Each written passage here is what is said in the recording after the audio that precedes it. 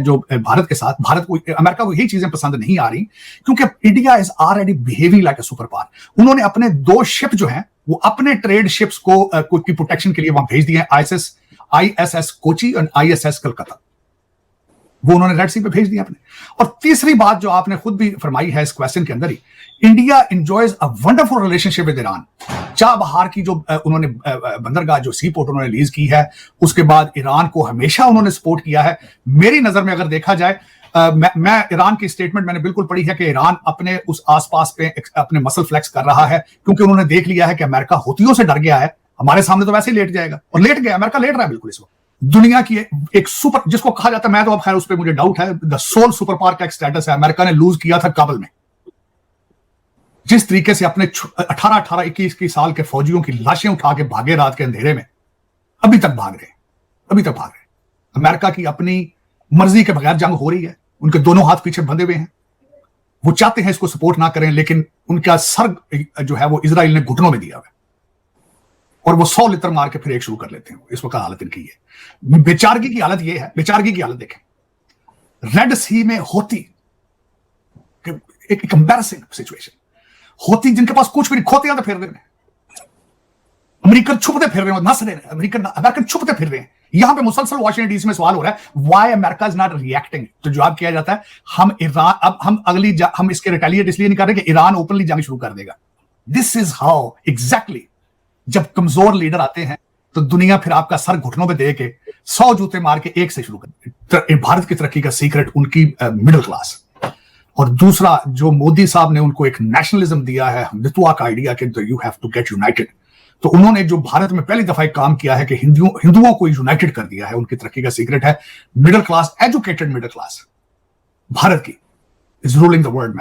मैं इसमें कोई एग्जैजुरेट नहीं करूंगा, बल्कि कल शाम मैं किसी पार्टी में बैठा था, तो एक हैदराबाद का एक पब्लिक स्कूल है जहां से 3 बड़ी पर्सनैलिटियां दुनिया की, और पिछले दिनों उनकी वहां पे रियूनियन हुई और 3 बड़ी वो पर्सनैलिटियां वहां पे वापस गई हैं। हैदराबाद का एक हाई स्कूल जो कि निजाम हैदराबाद ने बनाया था। वो 3 पर्सनैलिटियां कौन थी? एक माइक्रोसॉफ्ट के सीईओ थे, एक गूगल के सीईओ थे, और दूसरा अजय बंगा वर्ल्ड बैंक के प्रेसिडेंट थे। 3 भारतीय हैदराबाद के एक हाई स्कूल से पढ़ के दुनिया को चला रहे हैं, दुनिया को चला रहे हैं। अगर मेरे जो लौंडे लपाड़े हैं, अगर नफरतों के दरवाजे थोड़े छोटे करें, अकल के दरवाजे जरा ज्यादा बड़े करें, तो सीखें उनसे कुछ कि वो दुनिया कैसे चला रहे हैं तालीम के साथ। जो आपकी नफरत है तालीम के साथ, आपकी नफरत है साइंस के साथ, ये आपको डिबो देगी। और ये मैं बताना चाहूंगा, खासकर थोड़ा सा अगर मैं एग्जैजुरेट ना करूं चीजें, कुछ कहूंगा। सबसे पहले आपने साइंस को डिनाई किया जब जर्मनी में 16वीं सदी में प्रेस आई, तो तुर्की के जो मौलाना थे उन्होंने कहा था कि प्रेस पहले हाथ से लिखा जाता था कुरान पाक। उन्होंने कहा कि ये प्रेस के ऊपर कुरान लिखा जाएगा, नाउज बिल्लाह, इसको हाथ नहीं लगाना, ये कुफ्र है, ये कुफ्र है। उसके बाद आपने इस तरह अपनी अकलों पे ताले लगाए हैं। मैं समझता हूं अब्बासियत पीरियड हारून रशीद का था, जब बगदाद को उसको कहा जाता था मदीनातुल हिकमत, मदीनातुल हुकमत। मैं उनके बारे में बड़ी रिसर्च आज करता रहता हूं। उनके ट्रांसलेशन का एक डिपार्टमेंट था जो उसका हेड था, ही वाज क्रिश्चियन। और जिस तरीके से वहां पे किताबें ट्रांसलेट की जाती थी, जिस तरीके से पेपर छापा जाता था, हारून रशीद के पीरियड के बाद से लेकर चीमा साहब आपने अकलों पे ताले लगा दिए। आज भी ऑक्सफोर्ड कैम्ब्रिज की तालीमें, उनकी किताबें अकॉर्डिंग टू अल्लामा इकबाल मर्द मोमन पे बेअसर है। आपके ये जो आते हैं सीएसएस अफसरान, जो जूनियर ब्रिटिश एजेंट हैं, यहां से कुछ भी नहीं लेके जाते, बंद अकल के ताले लेकर आते हैं, बंद अकल के ताले लेकर वापस चले जाते हैं। कहतुर रजाल है आज, ना सिर्फ पाकिस्तान में, in the entire Muslim world 1.9 billion मुसलमान हैं और जलील ख्वार हो रहे हैं, चाहे अपने मुल्कों में हैं चाहे बाहर है। खुदा का एक अजाब नाजिल है क्योंकि आपने तालीम से मुंह फेर लिया। आपने ये कसमें खा ली हैं कि हमने पढ़ना नहीं, तालीम तरक्की हमने तरक्की तालीम से नहीं करनी, हम जिहाद से तरक्की करेंगे। खुदा दा नाजे, शर्म करो यार, खुद शर्म करो। हुण ते जंगां ड्रोन नाल हो रहीਆਂ जे, हुण ते कोविड अगले सटदे ने बना के ते तुहाडे अद्धियां नस्लां तबाह हो जाणीਆਂ तुहाडीਆਂ। तुसीं लगे उर्दू च ट्वीटां करदे, खेडां करन लगे हो। कुछ अकल खोलो अपनी, इंग्लिश पढ़ो, कुछ साइंस मैथ दे वाले पासे चलो। अगला सवाल है, चंद्रयान चांद पर पहुंचा और फिर उन्होंने पीछे मुड़ के नहीं देखा। उसके बाद अभी तक वो वापस मुड़ के नहीं देख रहे क्योंकि वो नशे में चूर है अपनी तरक्की की। इसमें कुछ होना भी चाहिए, प्राइड होनी चाहिए अपने नेशन में। आदित्य 1 उन्होंने सूरज पे डाल दिया, फिर उन्होंने प्रोग्राम बना लिया कि हम अपना एयर स्पेस स्टेशन भी बनाएंगे, स्पेस स्टेशन भी बनाएंगे, और वो फिर अभी तक अपने सफर तैयार करते जा रहे हैं। उससे अगली बड़ी खबर, बहुत बड़ी खबर थी, G20 भारत के अंदर हुई और उसके बाद उसमें अफ्रीकन यूनियन को उसमें रिप्रेजेंटेशन दी गई। और फिर उसके बाद जो मोदी साहब का स्टैचर है इस वक्त अगर देखा जाए तो कई इंटरनेशनल लीडरों से बड़ा है। उसके दरमियान जो मलोनी और मोदी साहब की सेल्फी की बड़ी चर्चा रही। उससे अगला वाकया मैं समझता हूं बहुत बड़ा वाकया है यूक्रेन की जंग के बाद हमास का। और आज दुनिया कहां खड़ी है मैं ये भी आपको बताना चाहता हूं। दुनिया की एक सुपर, जिसको कहा जाता है, मैं तो अब खैर उस पर मुझे डाउट है, द सोल सुपर पावर का एक स्टेटस है अमेरिका ने लूज किया था काबुल में। जिस तरीके से अपने 18 21 साल के फौजियों की लाशें उठा के भागे रात के अंधेरे में, अभी तक भाग रहे। अमेरिका की अपनी मर्जी के बगैर जंग हो रही है, उनके दोनों हाथ पीछे बंधे हुए हैं। वो चाहते हैं इसको सपोर्ट ना करें, लेकिन उनका सर जो है वो इजराइल ने घुटनों में दिया हुआ है और वो 100 लित्र मार के फिर एक शुरू कर लेते हैं। इस वक्त हालत इनकी है। बेचारगी की हालत ये है, बेचारगी की हालत देखें, रेड सी में होती एक एम्बैरेसिंग सिचुएशन, होती जिनके पास कुछ भी नहीं, खोते तो फिर रहे हैं, अमेरिकन छुपते फिर रहे हैं, नस रहे हैं, अमेरिकन छुपते फिर रहे हैं। यहां पे मुसलसल वाशिंगटन डीसी में सवाल हो रहा है, why America is not reacting. तो जवाब किया जाता है, हम इसके रिटेलिएट इसलिए नहीं कर रहे कि ईरान ओपनली जंग शुरू कर देगा। हम इस जंग को एक्सपैंड नहीं करना चाहते। तो बंद करके घर आ जाओ, अपना बैठो होते नशे करो, वीड तक लीगल कर देती है, दूसरे नशे भी सारे करो, वर्क फ्रॉम होम करो, तो बह जाओ चुप करके। अगे भी तो इंडियन चला रहे हैं इस बह जाओ। This is what the status है। फिर एक और बड़ी इंटरेस्टिंग खबर है जिसके ऊपर अमेरिका इस वक्त बड़ी रिसर्च कर रहा है। अमेरिका का फ्यूचर भी इस चीज के साथ बिलोंग करता है। जापान के अंदर 2 मेल चूहों से उन्होंने एक बच्चा चूहा पैदा कर लिया। इस वक्त अमेरिका की बिल्कुल ट्राई है कि how to make a man pregnant. ये सबसे बड़ा इस वक्त जो है, इस पर चांद पे जाना या स्पेस में उनकी नहीं है। This is what the major interest is in America, how to get man pregnant. एक तो इंडिया में तार साहब बड़ी बात हुई है, अमेरिकन ने कहा है कि इंडियन जो शिप थी उस पे ईरानियों ने मिसाइल मारा है। वो एक बड़ी खबर है। पाकिस्तान की तरफ हम आते हैं, लेकिन ये इस पे जरा करें कि 2 इंडियन जो थे शिप्स थी, दोनों एक के ऊपर कहा जाता है मिसाइल मारा गया। और इंडियंस वैसे तो कह रहे हैं कि हम उस रेड सी में हैं, हम अपनी गल्फ ऑफ एडन में कर रहे हैं, अमेरिकन इंटेलिजेंस प्रोवाइड कर रहे हैं। डू यू बिलीव कि अमेरिकन इंडियंस को जो है वो लाना चाहते हैं, इस खित्ते की जंग में लाना चाहते हैं, उस अलायंस में बनाना चाहते हैं? क्योंकि तार साहब कहा जाता है कि इंडिया की $200 अरब की ट्रेड जो है वो ये रेड सी स्विस कैनाल से गुजरती है। सो $200 बिलियन इज बिग मनी, मतलब किसी भी मुल्क की इकोनॉमी के लिए, और इतना बड़ा मुल्क जिसको इतनी ज्यादा एनर्जी चाहिए है। इसको आप कैसे देखेंगे? इंडिया के पास क्या चांसेस हैं कि वो it will get suck in the war, और इंडिया अवॉइड करेगा ईरान के साथ अपने ताल्लुकात जो है उसको करेगा? How do you see this sir? Sheema साहब, मैं सबसे पहले तो बताना चाहूंगा कि India has a wonderful team right now. Those are looking after the Indian interest. मैं उनको देख के अप्रिशिएट करता हूं। सबसे पहले तो उन्होंने वेनेजुएला से तेल लेने की बातें की थी। उन्हें पता था कि इस रीजन के अंदर इश्यूज बनेंगे, फ्यूचर में हमने तेल कहां से लेके अपनी इकोनॉमी को सेव करना है। This is how smart they are. उसके बाद मैं यहां बताना चाहूंगा कि यमन के अंदर 20,000 इंडियन डायस्पोरा वहां पर मौजूद है। फिर इस वक्त भारत ने जो 10 कंट्रीज का अलायंस बनाया है, ये अमेरिकनों ने टूटा फूटा सा, उस अलायंस में शामिल नहीं किया। यही अमेरिका को प्रॉब्लम, ये जो मिसाइल अमेरिका इस वक्त जो भारत के साथ, अमेरिका को यही चीजें पसंद नहीं आ रही, क्योंकि India is already behaving like a super power. उन्होंने अपने 2 शिप जो हैं वो अपने ट्रेड शिप्स को की प्रोटेक्शन के लिए वहां भेज दिए हैं, ISS कोची और ISS कलकत्ता। वो उन्होंने रेड सी पे भेज दिया अपने। और तीसरी बात जो आपने खुद भी फरमाई है इस क्वेश्चन के अंदर ही, India enjoys a wonderful relationship with Iran. Chabahar की जो उन्होंने बंदरगाह जो सी पोर्ट उन्होंने लीज की है, उसके बाद ईरान को हमेशा उन्होंने सपोर्ट किया है। मेरी नजर में अगर देखा जाए, मैं ईरान की स्टेटमेंट मैंने बिल्कुल पढ़ी है कि ईरान अपने उस आसपास पे अपने मसल फ्लेक्स कर रहा है, क्योंकि उन्होंने देख लिया है कि अमेरिका हुतियों से डर गया है, हमारे सामने तो वैसे ही लेट जाएगा, और लेट गया। अमेरिका लेट रहा है बिल्कुल इस वक्त। अमेरिका बिल्कुल लेटा पड़ा है इस वक्त, हिलने जुलने की शक्ति कोई नहीं है इसके वक्त अमेरिका के अंदर। जो कई बल्कि मैं आज सुबह फॉक्स चैनल पर मैंने अपने पिछले सेक्रेटरी ऑफ स्टेट पॉम्पियो की एक स्टेटमेंट सुनी है, और he was very much upset कि why America has drop the towel in front of the Houthis and now dropping the towel in front of the Iranians. अब उस वापस attack क्यों नहीं कर रहा? 10 मिसाइल मेरा ख्याल है आज मारे हैं हुतियों ने अमेरिकन शिप्स के ऊपर। तो दोनों साइडों पे चोक करने का प्लान है उनका। हुती वहां से रेड सी को चोक करेंगे, और ईरान जो है यहां से अपने मसल फ्लेक्स कर रहा है। लेकिन आपका एक एक्शन होता है, वो पूरी दुनिया ऑब्जर्व कर रही होती है। सबसे पहले जो करंट एडमिनिस्ट्रेशन को स्टडी कर लिया है पुतिन ने, उन्हें पता है कि ये बच्चे जंग वाले नहीं है, ये वीड पीने वाले, ये वीड वाले बच्चे हैं, ये नशे वाले बच्चे हैं, ये लड़ने वाले नहीं। ओबामा गवर्नमेंट चला रहे हैं, ओबामा को बड़ी देर से पुतिन ने स्टडी कर लिया था, प्रेसिडेंट शी ने भी स्टडी कर लिया था, ईरान ने भी स्टडी कर लिया था। तो तीनों ममालिक ने जब ये सारा इनको स्टडी कर लिया है कि ये कौन है, ये कौन लोग हैं, ये काबल से किस तरह भागे हैं, तो अब वो दुनिया उसका फायदा उठा रही है, ईरान भी फायदा उठा रहा है। और मैं जो मेरी एस्टिमेट है, मेरे ख्याल में वो कहीं उन्हें मिसअंडरस्टैंडिंग हुई है जो उन्होंने मिसाइल मारे हैं भारतीय शिप्स के ऊपर, क्योंकि मेरा फहम, ये मेरा ज़हन नहीं मानता, क्योंकि India enjoys a very nice relationship with Iran, very nice. आपको पता होगा कि अफगानिस्तान में जब सामान भेजने के लिए राहदारी आपने रिफ्यूज की थी, that everything went through the Iran to Afghanistan. तो वो क्यों उनके मिसाइल मारेंगे, वो मारेंगे तो अमेरिकनों को मारेंगे या ब्रिटिशों को मारेंगे वो। और इसमें मैं नहीं देख रहा, देखिए दुनिया को बुखार तो चढ़ेगा, अगर ये कुछ थोड़ा, अगर 15-20 दिन भी आगे, महीना भी चली, तो इन्फ्लेशन रेट जो है वो ऊपर जाएगा, पेट्रोल की प्राइस बढ़ेंगी, क्योंकि इस वक्त भी दुनिया का सबसे सस्ता जो फ्रेट है वो शिपिंग है। और अगर शिपिंग जाती है, और जिस तरीके से उनका इंश्योरेंस महंगी हो रही है शिप्स की, जिस तरीके से बीपी ने ऐलान कर दिया कि वो रेड सी में बिल्कुल ऑपरेशन को शट डाउन कर दिया ब्रिटिश पेट्रोलियम ने, तो दुनिया को बुखार तो ये चढ़ेगा सारी चीजों का।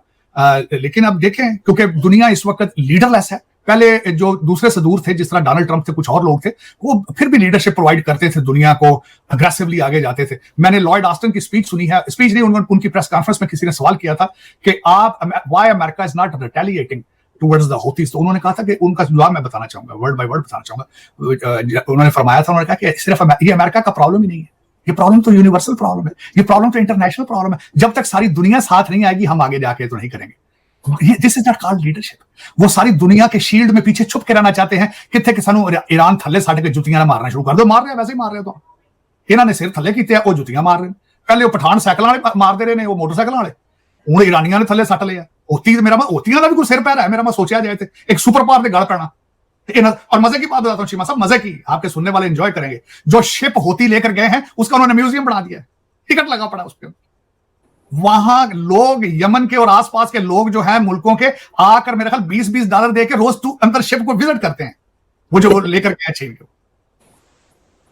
ये सूरत हाल। This is how the super powers go down. This is how exactly, जब कमजोर लीडर आते हैं तो दुनिया फिर आपका सर घुटनों पे दे के 100 जूते मार के एक से शुरू करे। तो ये उधर होतियों का क्या करेंगे जब घर में खोती बन गई है, ये चीमा साहब नहीं। लेकिन ये देखें, मेरी जो पिछले जिंदगी के मेरी अपना स्टडी है, मेरे ख्याल में सुपर पावर के 250 साल होते हैं, वो इनके टाइम पूरा हो चुका है। जिस तरीके से ब्रिटिश, ये भी ब्रिटिशों के बच्चे हैं, सारे आयरिश हैं, और सारे को इन्होंने बड़ा रूज देखा अपना। ब्रिटिश का तो सूरज गुरूब नहीं होता था, फिर अमेरिकनों का सूरज गुरूब नहीं होता था। बिल्कुल हाँ, आप अपना कंपेयर करते हैं, आप तो बड़े थोड़े से पैसों में बिक जाते हैं। आपका इस वक्त मैं बता देता हूं आपकी कमजोरियां क्या है। आपको आईएमएफ के एक पैसे नहीं चाहिए होते, उनका लेटर भी चाहिए होता है, क्योंकि अरबों ने शर्तें रख दी हैं। आईएमएफ का गुड स्टैंडिंग का लेटर नहीं होगा तो ना सऊदी पैसे देंगे, तो ना यूएई वाले देंगे, आपकी तो दुकान बंद हो जाएगी। आपने, वो चाइना वाले नाराज हैं तो आप इनके दरवाजे पर पड़े हैं। 26 बिलियन उनका आपने खा के पिज्जे खरीद लिए हैं, कोई पूछने वाला है ना बताने वाला है। कल को कोई और मुल्क आपको पैसे दे, आपने छोड़ के आपने उधर चले जाना है। मैं तो कहता हूं कई दफा इंडिया वालों को, यार तुम्हें को पैसे दे दो, तुम्हारे पास इतने पड़े हैं यार, हमारे अपने सारे तुम्हारे डिफरेंसेस खत्म हो जाएंगे। बात तो डॉलर की है, हम तो भी डॉलर के यार हैं, और डॉलर दो तो तुम्हारे पीछे चले जाएंगे। वो कहते हैं खान यार इधर आप उधर किधर जाता है, नोट बखा मेरा मूड बने, नोट थानू कोई बखाए साडा मूड बन जाता उस टाइम। हम जो सात समुद्र क्रॉस करके वाशिंगटन डीसी आते हैं डॉलर लेने, अगर पड़ोस से मिल जाए तो देखे ना, बड़ा फायदा हो जाएगा। सर वो तो चाइना भी है हमारे पास, वो तो हमने उनके भी खत्म कर दिए। आपने कौन सा उनके साथ कम किया? $26 बिलियन खा के 26 बिलियन पिज्जे लेके आपने डकार भी नहीं मारा है। वो कहते हैं खा के डकार मारना, तो डकार भी नहीं मारा। वो चीखते फिर कभी वो मैसी बात करते हैं। कई दफा उन्होंने अपनी मैसी बंद किया वीजा सेक्शन, कई दफा उन्होंने कहा हमारे, अच्छा आप देखो कितने तेज लोग हैं। $26 बिलियन उनके प्रोजेक्ट्स में खा के उनके इंजीनियर्स को किडनैप कर लेते हैं रैंसम के लिए, उनसे पैसे फिर बनाते हैं। उनको बचाने के लिए तो पाकिस्तान की लॉ एनफोर्समेंट ने, और नहीं, उस बंदे ने, एक ने कहा यार नमाज जो है पूरे टाइम पर पढ़ लिया करो, आपने उसके ऊपर क्लास में लगा दी। उसने कहा यार सारा दिन तुम 5 वक्त जाते हो, 2-2 घंटे की ब्रेक करते हो नमाज के बहाने। उस बंदे ने, इंजीनियर ने कह दिया नमाज जरा जल्दी पढ़ के आ जाओ, अगर तुसी उन्हें सुड़ी से टंगन लगे सोते मौलवी तो मगर पै गए। तरक्की आप किस तरह तरक्की करेंगे? आप किस तरह? 76 साल तुम्हारी आवाम ने थोक च पकौड़े तले ने, लुटन वाले तो लुट रहे हैं, लेकिन कितना चिर चलेगा? कितना अरसा करेंगे आप? अब दुनिया को आप एक्सपोज हो चुके हैं, प्रैक्टिकली एक्सपोज हो चुके हैं, और आप अभी तक आपने अभी तक कुछ सीखने, मैंने आपको बताया कि आप नाराज हैं दुनिया से। आप चाहते हैं कि लोग आपके ऊपर डॉलरों की बारिश करते रहें, और चंद लोग जो हैं वो दुबई और टोरंटो वगैरह अपना आगे पीछे जाते रहें। और आपकी नहीं हालत ये, हर मुस्लिम कंट्री की हालत यही, हर मुस्लिम कंट्री की यही हालत। You are losing the respect all over the world, all over the world. और एक मेरा जो सबसे बड़ा इशू है चीमा साहब, कि आपको क्रिश्चियन मुल्कों से इतनी नफरत है, अमेरिका से इतनी नफरत है, रोजाना अमेरिका मुर्दाबाद इजराइल, फिर इधर आते क्यों है भाग भाग के? मैंने आपको कहा नहीं है कि आज अमेरिका वीजा खोले तो आपके मौलवी जो मस्जिदों में खुतबे देते हैं वो भी सारे इधर आ जाएंगे, तो हम तो नमाज पढ़ाने वास्ते बंदा नहीं लगेगा उसे पाकिस्तान से। लेकिन चीमा साहब ये डबल स्टैंडर्ड, ट्रिपल स्टैंडर्ड, पता नहीं क्या क्या। आज की खबर देख लें जरा, मैं हैरान हूं, आपकी सियासी पार्टियों के अंदर कोई जमहूरी इख्तियार नहीं है, वो अपने इंट्रा पार्टी इलेक्शन फेयर नहीं करा सकते, तो सुप्रीम कोर्ट के जज पागल हो सियासत से सारे इन्वॉल्व। पिछले 10 सालों से मैं आपसे क्वेश्चन करना चाहता हूं, पिछले 10 सालों से आपकी हायर कोर्ट सारी की सारी सियासत कर रही है, कोई दूसरा केस नहीं सुन रहे हो, क्या वजह है? सियासी पार्टियों के अंदर सियासी नहीं रवैये, अदालतों के अंदर जुडिशियल रवैये को नहीं, वो सियासतदान बने, अपना काम कोई भी नहीं कर रहा है। फौज सिर्फ कलर काट कर दी, वो हिफाजत नहीं कर दी, जज नहीं है, सियासतदान ने वो सियासतदान नहीं ने, पता नहीं तुसी की करना चाहते। इस वक्त हम चले हुए ने, वो अगे सी एक वो कहना सी आओ बिस्मिल्ला आ गए हो, मर्सिडीज ले आओ, रेस्ट हाउस ले जाओ, हूं एक कहता तुसी रस्सी छड़ दी है, रस्सी नहीं अभी तक लेकर आए, वो कहता है ये मासूम है कि पता नहीं की लगे यार, जज अदालतें इनको कहते हैं, ये क्या है ड्रामा चीमा साहब? कोई यूनिक किस्म का आपका जुडिशियल सिस्टम है। ब्रिटेन, आप ब्रिटिश ट्रेंड है, मैं ये मानता हूं, आप यू आर स्टिल कॉलोनी है, ब्रिटिश कॉलोनी। आपको कानून जो पढ़ाया जाता है अदालतों में जो कुछ होता है वो सब ब्रिटिश है 18वीं सदी का। आप तो कुछ दो फिक्र नहीं लिख सकते आप। मैंने खुद लॉ स्कूलों से पढ़ के 18वीं सदी के कानून ब्रिटिशों के बनाए पढ़ रहे हैं। फिर आपके जितने जज हैं वो इंग्लैंड जाते हैं पढ़ने के लिए, एलएलएम करने, बार करने के लिए, या इधर आते हैं। अब मैं इनके देख ले पोर्टफोलियो, सारे ज़हनी तौर पे कानूनी का हिस्सा लगे अगे, वो जो फैसले लिखने लगे। मैं तो हैरान, एक फैसला किसी ने लिखा है, बड़ा वायरल हुआ है पाकिस्तान में इस वक्त। लेकिन सियासत, फौजी पहले बाजवा साहब थे, उनको भी सियासत का शौक था, मैं तो उनको भी मशवरा दे चुका था कि रिजाइन करके आप एमएनए का इलेक्शन लड़ लें। इस वक्त कई जज भी हैं जो क्वालिफाई करते हैं एज ए पॉलिटिशियन, वो जज नहीं है, वो पता नहीं फिर ये आपका क्या मुस्तकबिल। दोस्तों जैसे कि आपने क्लिप में देखा कि भाई भारत का दुनिया पर प्रभाव पड़ रहा है, मतलब कि भाई साहब भारत के प्रधानमंत्री नरेंद्र मोदी ने मतलब कि भाई साहब ग्लोबल पावर को चेंज कर दिया है, ग्लोबल पॉलिटिक्स को चेंज कर दिया, जियो पॉलिटिक्स को चेंज करके रख दिया है। और भाई भारत में वो क्या बोलते हैं, पूरी दुनिया में मतलब कि भाई साहब भारत की उभरती हुई शक्ति, मतलब कि भारत की उभरती हुई शक्ति को मतलब कि सारी दुनिया मतलब कि देख रही है। ठीक है, जिस तरीके से भाई भारत राइज़ कर रहा है ना, वो मतलब कि भाई साहब वेस्टर्न पावर्स के लिए मतलब कि बहुत बड़ा कंसर्न है। ठीक है भाई साहब, और वो किसी ना किसी तरीके से भाई भारत को मतलब कि भाई साहब दबाना चाहते हैं, मतलब क्योंकि मतलब कि वो जिस तरीके से मतलब कि भारत के अंदर मतलब कि मतलब कि हंगामे करवाते हैं ना, मतलब कि भाई ये वेस्टर्न पावर से ही होता है भाई। जो भी मतलब कि प्रोटेस्ट होते हैं भारत के अंदर, ठीक है, जेंजी के प्रोटेस्ट हो गए, किसान के प्रोटेस्ट हो गए, फिर रेसलर्स के प्रोटेस्ट हो गए, ठीक है भाई साहब, और भी बहुत सारे प्रोटेस्ट हुए हैं। तो भाई ये सब चीज़ें कौन कराता है भाई? ये फॉरेन फंडिंग से होता है भाई। इसलिए FCRA मतलब वैसा एक कानून ले आई है गवर्नमेंट, जो कि भाई साहब मतलब ये फॉरेन फंडिंग जो होती है ना, मतलब कि जो NGO वगैरह को या फिर प्रोटेस्ट वगैरह कर रहे लोग बाहर से फंडिंग लेके आते हैं, ये भाई बाहर से फंडिंग लेके आते हैं। बाहर से फंडिंग आना भाई साहब कोई गलत बात नहीं है, लेकिन भाई भारत के विरोध में, भारत की सरकार गिराने के लिए ये सब चीज़ें इस्तेमाल होंगी, तो भाई भारत सरकार तो एक्शन लेगी। और ये बिल पारित कर दिया गया है, और भाई साहब इसका इम्प्लीमेंटेशन जल्दी शुरू हो जाएगा। और भाई मतलब कि भाई साहब कोई भी अब बाहर से फंडिंग आएगी तो पता चल जाएगा भाई गवर्नमेंट को कि भाई किसके पास क्या फंडिंग आ रही है। अगर सही फंडिंग होगी तो कोई कुछ नहीं करेगा सरकार, लेकिन भाई वो पैसा अगर गलत चीज़ इस्तेमाल होगा तो भाई साहब उस चीज़ को फंडिंग को रोक दिया जाएगा।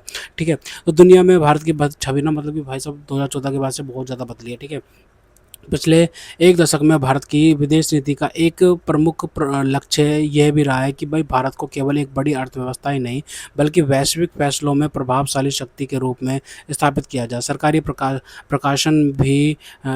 प्रशासन भी मोदी सरकार के दौर में भारत की विदेश नीति को अधिक सक्रिय रणनीतिक और वैश्विक भूमिका बताते हैं। ठीक है भाई, तो ग्लोबल डिप्लोमेसी में सक्रिय भूमिका, ठीक है भाई, भारत ने अमेरिका, रूस, यूरोप, जापान, ऑस्ट्रेलिया, इजराइल, ठीक है, और खाड़ी देशों के साथ अलग अलग शक्तियों के साथ संबंध मजबूत किए हैं। उदाहरण के लिए 2026 में भारत और फ्रांस ने अपने संबंधों को स्पेशल ग्लोबल स्ट्रेटेजिक पार्टनरशिप तक बढ़ाया है। ठीक है, बड़े देशों के बीच संतुलन बनाया भारत की नीति को अक्सर मल्टी अलाइनमेंट के रूप में देखा जाता है, यानी भारत अपने राष्ट्रीय हितों के अनुसार अलग अलग शक्तियों के साथ सहयोग करता है। PM मोदी ने भारत की प्राथमिकता को शांति, संवाद और कूटनीति से जोड़ा है।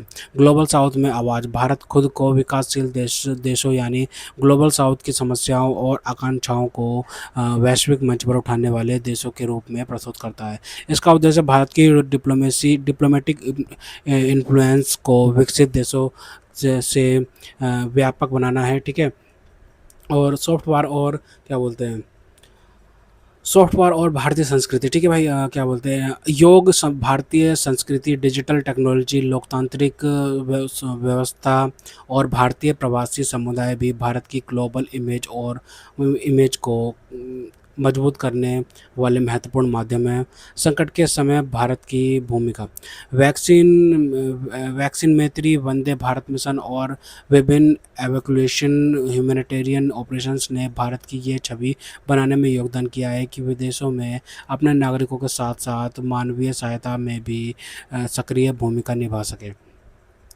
इससे निकल से ये निकलता है कि भाई पीएम मोदी के दौर में भारत की ग्लोबल ब्रांडिंग का मूल संदेश है, भारत अब केवल दुनिया का बाजार नहीं बल्कि दुनिया के महत्वपूर्ण स्ट्रेटेजिक और इकोनॉमिक डिसीजन में भागीदारी बनना चाहता है। हालांकि भारत के वैश्विक प्रभाव को केवल एक व्यक्ति की उपलब्धि मानना सही नहीं होगा, लेकिन भाई इसमें पूरा टीम वर्क होता है भाई, ठीक है। पूरी की पूरी टीम काम करती है इसमें। भारतीय अर्थव्यवस्था, सेना, कूटनीति, तकनीक, डायस्पोरा और लंबे समय से चल रहे विदेश नीति, सभी मतलब कि सबकी भूमिका है। मतलब कि लंबे समय से भाई भारत की जो विदेश नीति है ना, वो नॉन अलाइनमेंट की रही है। ये बात तो है कि भाई जो भी सरकार आई है उन्होंने यही नीति अपनाई कि हम नॉन अलाइनमेंट रखेंगे, ठीक है भाई साहब। लेकिन उन्होंने भाई साहब ये चीज़ गलत करी थी कि भाई साहब खाड़ी देशों के साथ में संबंध तो रखे थे, लेकिन भाई क्या बोल ज़रूरत से ज़्यादा रखे थे खाड़ी देशों के साथ में संबंध। और भाई क्या बोलते हैं, इसराइल के साथ में संबंध खत्म कर रखे थे, बल्कि स्ट्रेटेजिक पार्टनर है भाई साहब इसराइल हमारा भाई।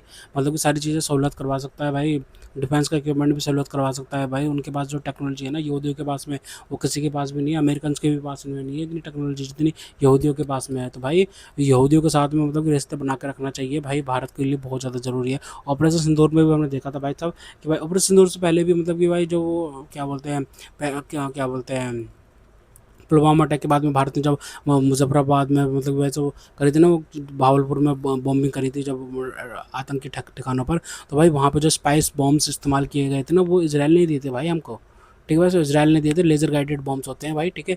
वो मतलब गाइड कर दो, उसके बाद में जब दागेंगे वो उस मिसाइल को, तो भाई वो वहीं जाके ही फटेगी भाई, जब जहाँ पे उसको मतलब लॉक किया जाता है। तो भाई ये चीज़ें बहुत ज़्यादा सही है। और भाई भारत को ना मतलब कि भाई इसराइल के साथ में बहुत ज़्यादा संबंध बना के रखना चाहिए भाई सब, ठीक है। खैर तो दोस्तों, अगर आपको हमारी वीडियो पसंद आए तो कम से कम व्हाट्सएप पर जरूर शेयर करिएगा, साथ साथ चैनल को सब्सक्राइब करके हमारा मनोबल जरूर बढ़ेगा, ताकि मैं आपके लिए ऐसे ही मनोरंजन बनाते रहे। तो गाइस मिलते हैं आपसे अगली वीडियो में, तब तक ले जय हिंद।